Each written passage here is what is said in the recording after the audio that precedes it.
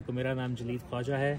मैं स्विट्ज़रलैंड से इधर आया हूँ। पहली दफ़ा पाकिस्तान के नॉर्दर्न एरियाज़ में गिलगित बल्टिस्तान के एरिया में आया हूँ और मैं इधर की सकाफ़त, इधर के लोगों से इतना लुत्फ़अंदोज़ और इंस्पायर हुआ हूँ कि पाकिस्तान में ऐसी जगह भी हैं। मैं जो कि स्विट्ज़रलैंड से आया, मैंने स्विट्ज़रलैंड में ऐसी जगह नहीं देखी और ऐसी चीज़ें एक्सपीरियंस नहीं की।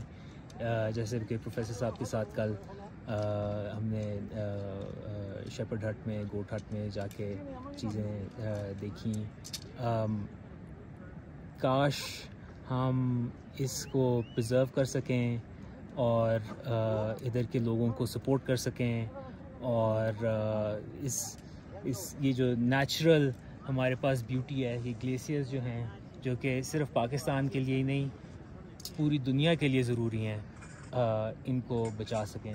क्योंकि जिस दिन ये पिघल के चले गए उस दिन पूरी दुनिया जो है वो एक बहुत बड़े लॉस में होगी। पाकिस्तान जिंदाबाद।